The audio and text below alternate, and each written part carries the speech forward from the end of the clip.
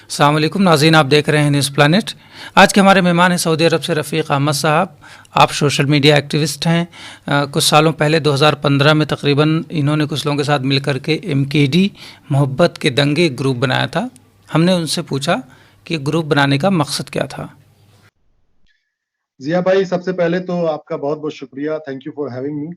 और जो आपका सवाल है, MKD मोहब्बत के दंगे, देखिए नफरत के दंगे जो लगातार इस देश में होते चले आ रहे हैं और आज से नहीं कई सालों से, आजादी के वक्त से ही होते चले आ रहे हैं। तो ये जो बीच में इसकी जो इंटेंसिटी थी ये काफी बढ़ गई थी। लगातार कुछ नेताओं के जरिए, कुछ लोगों के जरिए उल्टे सीधे बयानात देना और समाज को तोड़ने वाली बातें करना, कुछ हिंदू मुसलमान में खाइयां पैदा करना, इस तरह की बातें काफी होती चली आ रही थी। और चूंकि हम लोग देश दुनिया घूम रहे थे, देश कैसे तरक्की करता है, कितना जरूरी है तरक्की करना, इन सारी बातों पर हम लोग पूरी नजर अपनी रखे हुए थे। तो कहीं ना कहीं ये बात समझ में आई कि अगर समाज मिल के ना रहेगा, अगर हमारे माशरा के लोग, दूसरे समाज के लोग, तमाम लोग मिल के एक दूसरे के साथ देश की भलाई के लिए काम नहीं करेंगे तो तरक्की नहीं होने वाली। तो मोहब्बत के दंगे वहीं से निकला एक्चुअली, कि हम लोग नफरत के दंगे होते तो बहुत जगह देख रहे हैं, मोहब्बत के दंगे होंगे। यानी कि लोगों को एक दूसरे के साथ जुड़ना होगा, मिलना होगा, बात करनी होगी, एक दूसरे के साथ बैठेंगे तो कहीं ना कहीं जो गलत फहमियां हैं, कहीं ना कहीं जो खाई बढ़ती चली जा रही है, उसमें कुछ कमी आएगी। तो तब जाकर ये एक कॉन्सेप्ट एक क्रिएट हुआ कुछ लोगों के द्वारा, हमारे जितने भी साथी लोग थे 2015 के वक्त में ही। देखिए कहीं ना कहीं दिलो दिमाग में इंसान की इस बात की जो है मतलब बीज पड़ा हुआ था, घर से कहिए या अपने स्कूल से कहिए या कॉलेज से कहिए, कि हम तमाम लोग शुरू से ही हर समाज के लोगों से मिलते हुए रहे हैं, एक दूसरे के साथ खेले हैं, बढ़े हैं। तो कहीं ना कहीं ये बात को, दिल को जो बात है ना कचोट रही थी कि यार ये हिंदू मुसलमान जब बड़े हो गए हम लोग तो क्यों होने लगे। तो फिर वो चीज जो है बाहर सामने आया और हम लोगों ने एक प्लेटफॉर्म तैयार किया जहां पे तमाम लोग, हिंदू मुस्लिम सिख ईसाई, सब लोग आए, जुड़े और एक परिवार बना जिसको हम लोग मोहब्बत के दंगे का परिवार कहते हैं। लेकिन रफ़ीक भाई, मेरा सवाल ये है कि MKD ग्रुप की ग्राउंड पर एक्टिविटीज़ क्या हैं, और आप लोग जिस मकसद से आपने ग्रुप बनाया था उसमें किस हद तक कामयाब हुए। पहली चीज तो ये ज़िया भाई कि इस देश में चाहे वो गरीब तबका से लेकर अमीर तबका हो, हर इंसान अपनी पेट को पालने के लिए रोजी रोटी कमाता है, मेहनत करके, मजदूरी करके, दहाड़ी करके या बिजनेस करके या जैसे भी। दिक्कत कहाँ होती है कि इंसान की जो जहनियत है, जो विचारधारा है इस समाज में जो फैल रही है या जो बह रही है विचारधारा को, या फिर इंजेक्ट करने की कोशिश किया जा रहा है, वो जो विचारधारा है, वो उस तरह की जो सोच है ना, उस पर हम लोगों ने कहीं ना कहीं पहले नकल कसने की कोशिश करी, जो गलत विचारधारा थी, जो देश को तोड़ने वाली थी। तो हम लोगों ने शुरुआत करी हर उन चीजों के बारे में बात करना जो लोगों के दिलो दिमाग में रहती है, हिंदू मुसलमान को लेकर, हिंदू के दिल में मुसलमानों के लिए लेकर, मुसलमानों के दिल में हिंदू भाइयों को लेकर।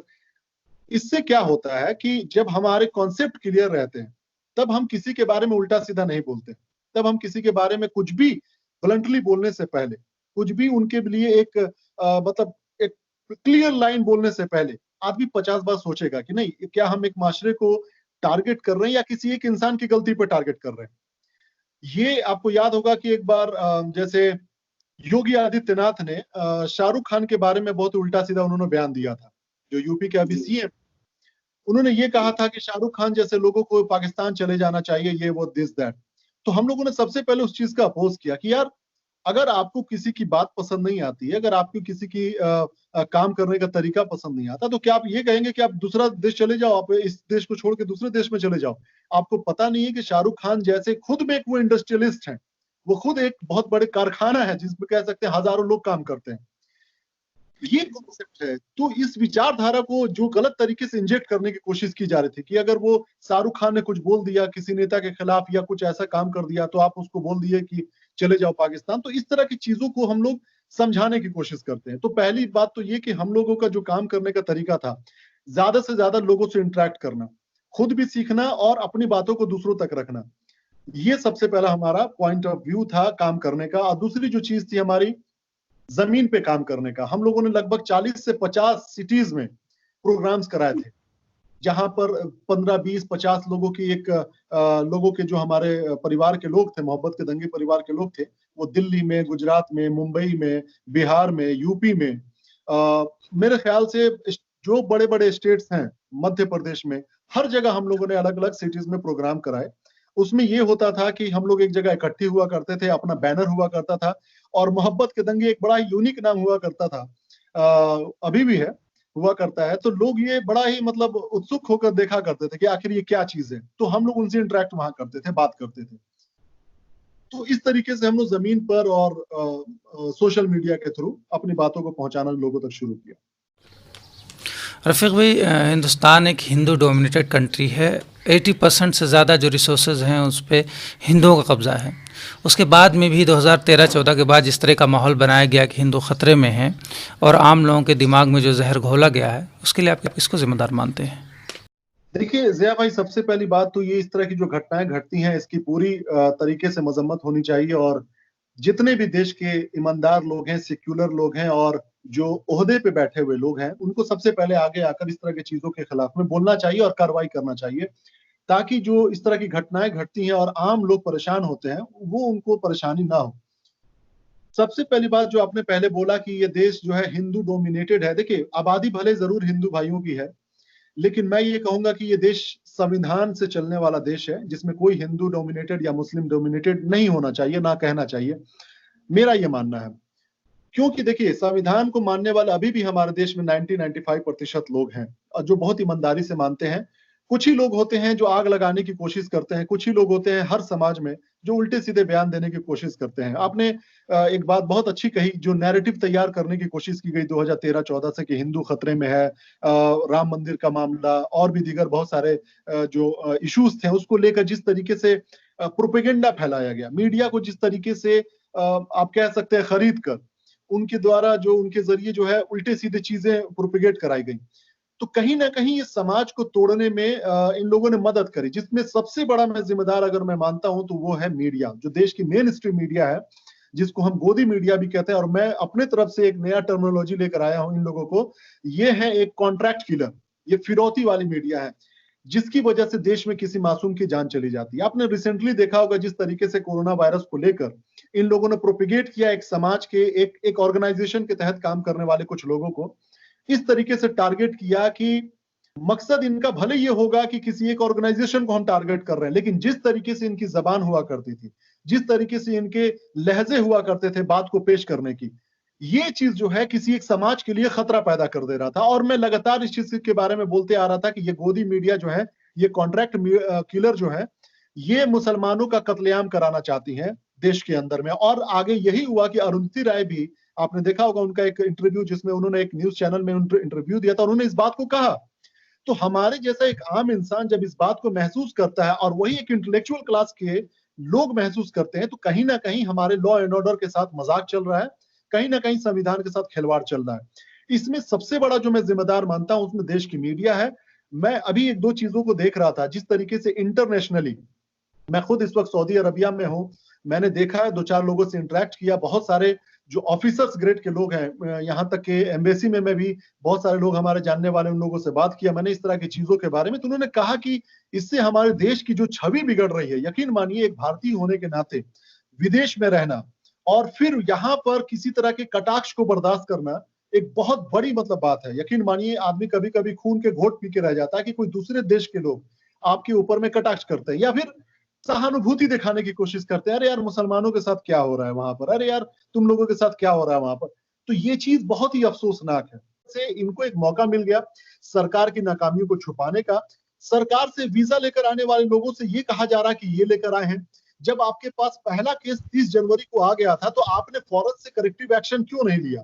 आपने कंट्रोल मेजर अप्लाई क्यों नहीं किया? पूरी दुनिया में आपने देखा कि कोरोना वायरस की वजह से किस तरीके से वुहान में, इटली में, अमेरिका जैसे देश में जब इस तरह के हालात हुए, आप देख लीजिए आज की तारीख में गुजरात दूसरे नंबर पे सबसे ज्यादा कोरोना वायरस पॉजिटिव मामला वहां पर आए हैं। इसके बावजूद भी गुजरात में कब हुआ था वो प्रोग्राम? जब ट्रंप आया था, नमस्ते ट्रंप करके, मार्च के महीने में किया गया। और पहला केस कब आया था? 30 जनवरी को आया था। 12 फरवरी को मेरे ख्याल से विपक्षी दल के नेता राहुल गांधी जी ने भी इसके बारे में लोगों को आगाह किया, सरकार को आगाह किया। लेकिन इसका कोई संज्ञान नहीं लिया गया। तो इसका मतलब कहीं ना कहीं सरकार की नाकामियों को छुपाने का जो काम है, ये कॉन्ट्रैक्ट किलर जो मीडिया है ये कर रही है। ये फ्रंट पे खड़े होकर प्रोटेक्ट करने की कोशिश कर रही है उन लोगों को जो इसके सीधे सीधे जिम्मेदार हैं। जब आप एक, मान लीजिए कि जमात के एक मुखिया है मौलाना साहब, आप उस मुखिया को जिम्मेदार मान रहे हैं एक जगह पे पाए गए कुछ लोगों के पॉजिटिव होने की वजह से, तो क्या इस देश की मुखिया को जिम्मेदार ना माना जाए इस देश में कोरोना वायरस आने के लिए और उनसे सवाल ना किया जाए? जब आप ये सवाल करने लग जाते हैं तो आप हो जाते हैं गद्दार, आप हो जाते हैं देशद्रोही, आप हो जाते हैं मुल्ला और न जाने क्या क्या टर्मिनोलॉजी और वर्ड से आपको नवाजा जाता है।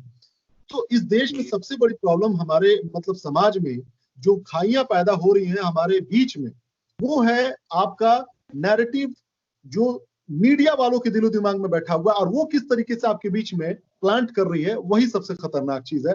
और इसके बारे में इसीलिए मैं हर वक्त इसका विरोध करता रहता हूं कि तुम्हें अगर खबर दिखानी है तो बिल्कुल खबर दिखाओ। मैं बिल्कुल ये नहीं कहता कि आप मुस्लिम समाज के कोई अगर गलत कर रहे हैं तो आप उसको छुपाओ या फिर ये करो, बिल्कुल भी नहीं, आप एकदम जग जाहिर करो।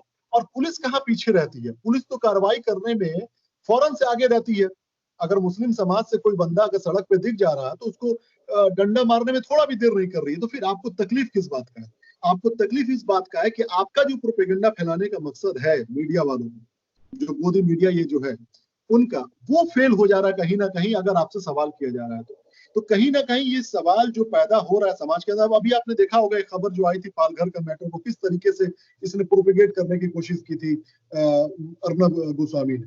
फिर वही हादसा सेम उसी तरीके से पंडित समाज के 5 लोगों की हत्या यूपी में हो जाती है तो उसके बारे में कोई मीडिया सवाल नहीं करती है। तो ये मुसलमानों के साथ धोखा नहीं हो रहा है, इस देश के जो मुस्लिम के अलावा के जो समाज है, जो हिंदू समाज है, उनके साथ ये धोखा कर रहे हैं। और ये चीज हमारे हिंदू समाज के भाइयों को समझने की आवश्यकता है।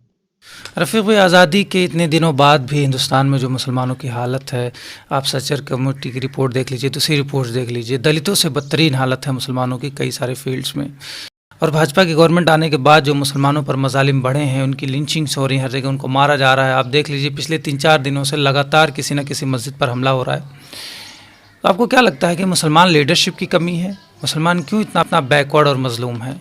जिया भाई देखिए, इसमें कोई दो राय नहीं है। बहुत सारे ऐसे रिपोर्ट्स हैं, रंगराजन रिपोर्ट आए, सच्चर कमेटी आई, अमिताभ जी के जो बहुत सारे एक रिपोर्ट्स हैं, 2-3 रिपोर्ट्स हैं जो माइनॉरिटी को लेकर, दलित को लेकर और उनके सोशियो स्टेटस को लेकर, इसके ऊपर में बहुत सारे ऐसे रिपोर्ट्स आए हैं जो सच्चाई बयान करती हैं कि किस तरीके से देश के मुसलमानों की हालत है, किस तरीके के दलितों की हालत है। इसमें कोई दो राय नहीं है कि मुसलमानों के जो माशरे में एजुकेशन है वो बिल्कुल कम है। आपको ये ताज्जुब होगा कि सिर्फ 2 से 3% ही मुसलमान तबके से जो लोग हैं वो ग्रेजुएट हो पाते हैं पर साल, पर ईयर।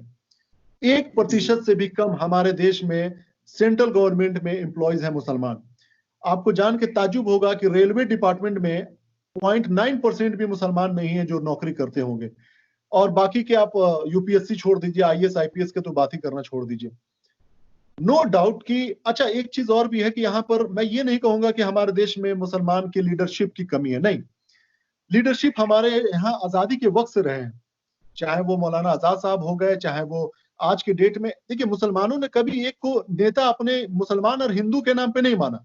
मुसलमान ने हमेशा, चाहे वो हिंदू हो चाहे वो मुस्लिम हो, जो भी बेहतर नेता रहा, जिसने समाज को मिला के चलने की कोशिश करी, जिसने बराबर का हक देने की बात करी, मुसलमान उसके पीछे चल पड़ा, मुसलमान उसके पीछे रहा। और आज भी देख लो आप, पूरे स्टेट में, हर स्टेट में जो भी नेता इस वक्त मुसलमानों का चहेता होगा, मैं 95% कह सकता हूं उसमें गैर मुस्लिम और हिंदू भाई होंगे। तो मुसलमान इस बात से तो इसकी तो सोचने की जरूरत ही नहीं है हमें कि मुसलमानों के नेता नहीं है, नहीं। दिक्कत क्या है कि हमारे माशरे में जो लोग हैं जो इस पॉइंट को तरीके से बता सकते, जैसे कि मैं एक बात करूंगा, जैसे हमारे देश के जो मौलाना हैं, हमारे देश के वो लोग जो मदरसा चलाते हैं, हमारे वो लोग जिनके पीछे 50, 100, 200 लोगों की भीड़ रहती है, उन लोगों की जिम्मेदारी कहीं ना कहीं ज्यादा है। मैं ये नहीं कहूंगा कि नेता की ही जरूरत है। आप मस्जिद में जब नमाज पढ़ने जाते हैं तो आप देखते हैं कि 50 सैकड़ों की भीड़ रहती है।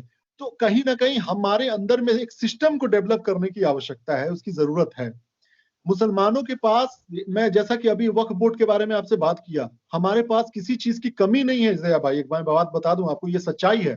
देखिए, सरकार हमारे ऊपर कम ध्यान देती है वो अलग बात है, माइनॉरिटी सेल हमारे देश में बना हुआ है, वो किस तरीके से पैसा खर्च करती है, किस तरीके से लोगों को फायदा पहुंचाती है। मैं पिछले साल गया था मुख्तार अब्बास नकवी जी के ऑफिस में, 700 करोड़ रुपए का फंड आया था माइनॉरिटी समाज के लिए। आपको पता है कि यकीन नहीं होगा ये जानकर कि मुस्लिम समाज से रजिस्टर्ड एनजीओ या फिर मदरसा चलाने वाले लोग या स्कूल चलाने वाले लोग इतने नहीं मिल पाए कि 300 करोड़ भी खर्चा हो पाता। और ये चीज वहां पे हम लोग बैठ के डिस्कशन कर रहे थे कि बताइए किस तरीके से माशरे का मतलब भलाई होगा कि जो इंसान स्कूल चलाता है उसके पास पेपर नहीं है, और जो लोग मदरसा चलाते हैं उनके पास किसी तरह का डॉक्यूमेंट नहीं है। हम लोग देखिए बेसिक स्ट्रक्चर चीज से ही कमजोर होते चले गए, और हम लोगों ने कभी उस पर प्रॉपर वे में ध्यान नहीं दिया। अगर अपनी सोसाइटी को ठीक करना होगा ना, तो पहले हमें अपने इंटरनल इश्यूज को ठीक करने होंगे। आप जैसे मैंने एक लाइन में बोल दिया कि क्या कहते हैं, वक्फ बोर्ड में बहुत सारे प्रॉब्लम्स हैं, लेकिन मेरे ये एक लाइन बोल देने से ये मामला खत्म नहीं हो जाएगा। प्रॉब्लम कहां पर है कि वहां पर उस बोर्ड के मेंबर्स या मदरसा ग्रुप्स के जितने भी जो कमिटीज होती हैं, हर जिले में होती है, ये लोग आगे आकर अपने अंदर की अना को, ईगो को खत्म करके चीजों को बेहतर करने की कोशिश नहीं करते हैं।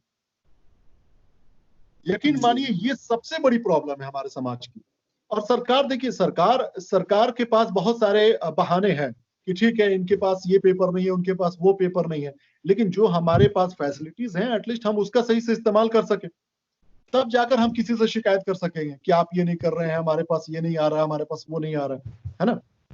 तो मुझे लगता है कि सबसे पहले हमें अपने माशरे के अंदर की जो बुराइयां हैं, जो बेसिक हमारे जो स्ट्रक्चर में जंग लगा हुआ है, उसको ठीक करने की जरूरत है। जी जी, सऊदी अरब से रफीक अहमद साहब, न्यूज़ प्लैनेट से बात करने के लिए आपका बहुत बहुत शुक्रिया। बहुत बहुत शुक्रिया ज़िया भाई वक्त देने के लिए।